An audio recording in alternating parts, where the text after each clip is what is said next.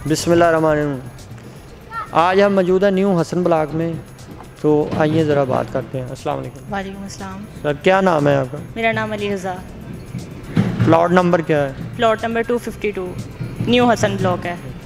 तो ये आपने जब कब्ज़ा डाउन पेमेंट दी है तो फौरी कब्ज़ा मिल गया? जी फौरी मिल गया था। आपका प्लॉट तो नहीं चेंज हुआ? नहीं, कोई भी नहीं हुआ।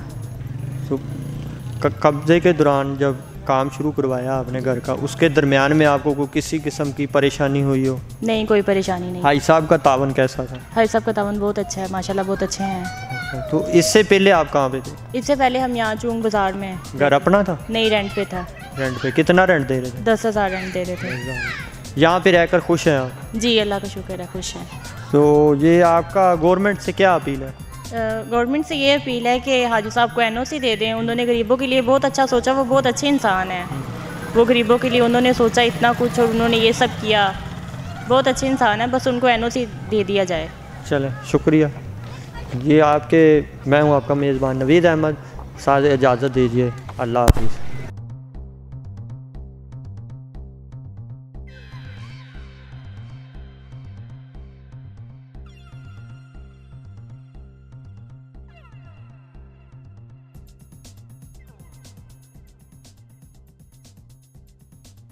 बुकिंग के लिए रब्ता करें नवीद अहमद, मोबाइल नंबर 0344 340 4432।